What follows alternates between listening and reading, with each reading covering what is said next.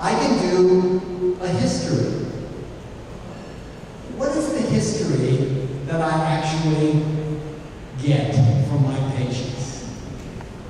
And folks, I've actually looked at this. I used to be chief of medicine at Jackson Memorial Hospital, University of Miami. I hope none of my senior faculty are here now, because my most frustrating situation was my most senior faculty, my tenured faculty, who could not take a complete history from a patient. What kind of history did they take? They took a history based upon their subspecialties.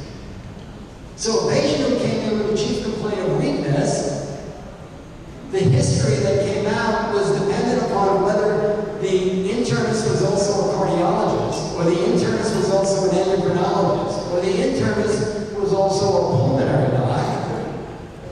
Totally different histories, and totally incomplete.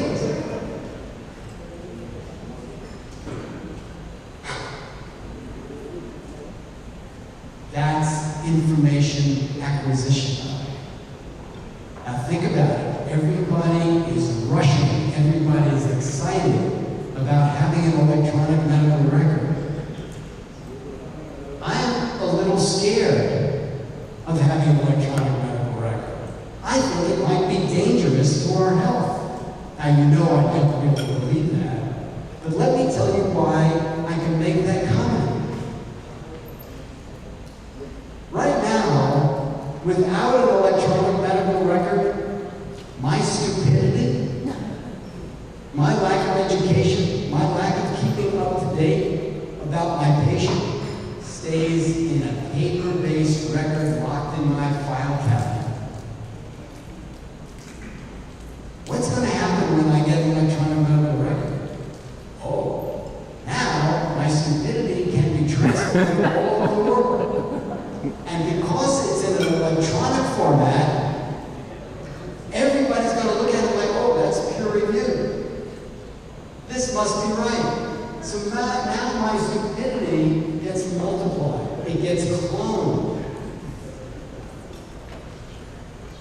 The point I'm trying to make is we have no standard for information acquisition.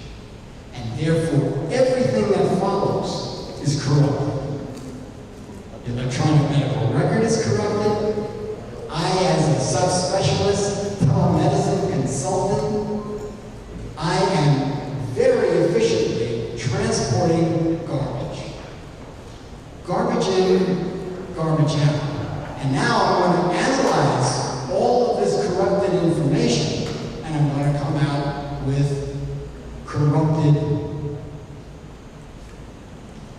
decision support.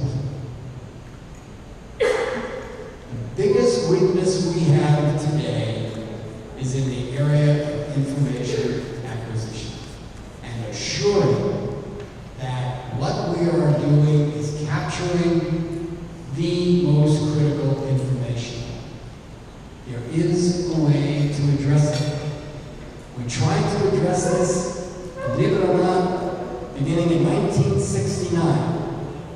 But we didn't have the knowledge base. We certainly didn't have the computer power capability. We tried to do it in the 1980s, and we also found out that we still didn't have enough computer power. What is that technology we're talking about? Artificial intelligence. How do you go through doing a history in a usual fashion? Well, the patient comes in and has a chief complaint of weakness. So you ask the first question. And if they say yes to that question, you then ask another question. And if they say no to that, you then ask another question. Fascinatingly, it is like Brownian motion from one individual to the next as to what next question they're going to ask. There is a way to do this. It's called a branch logic tree. AI-driven history taker. We actually started to develop one at the Mass General Hospital with Dr. Octo Barnett in 1969. And that now has to be revived. You don't have to sit there, nor should you sit there, to take the patient's initial information. We need to move away from the single physician at the bedside to the collective physician expertise at the bedside. That can be done at the history-taking process, and interestingly enough, that can be done at the teleradiology screen. That can be done at the microscope. Why, with all due respect to any radiologist, any pathologist in the room, why do we let a single radiologist read our mammogram? Why do we let a single pathologist read that first biopsy? Does any other service group ever do that? You know,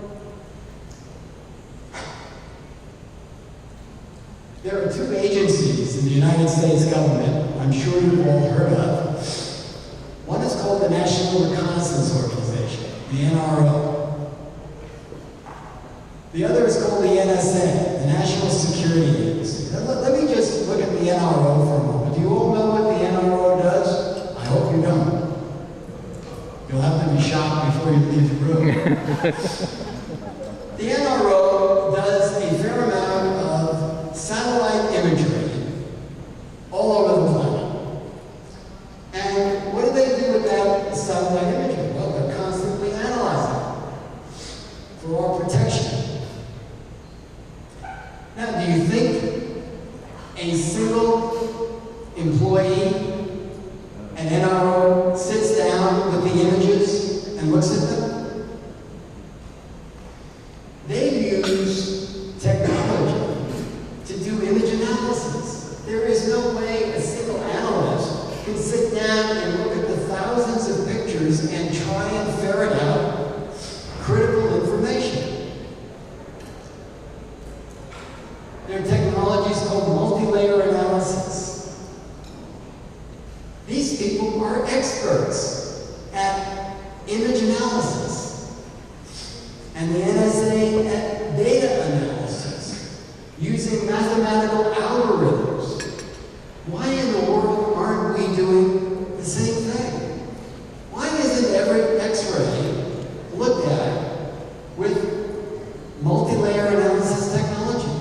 Why isn't every digital pathology slide looked at with multi-layer analysis? We've got the capacity to do it. We just need to do it. We just need to think about it. Because that changes the integrity of the information acquisition process. Now, let me go to a different side of the information acquisition process. Something that we have the capacity to do today. How many people in the room, I hope this is, I'm not destroying HIPAA compliance here. How many people in the room have normal blood pressure? Okay, good. How do you know that? Seriously, how do you know that?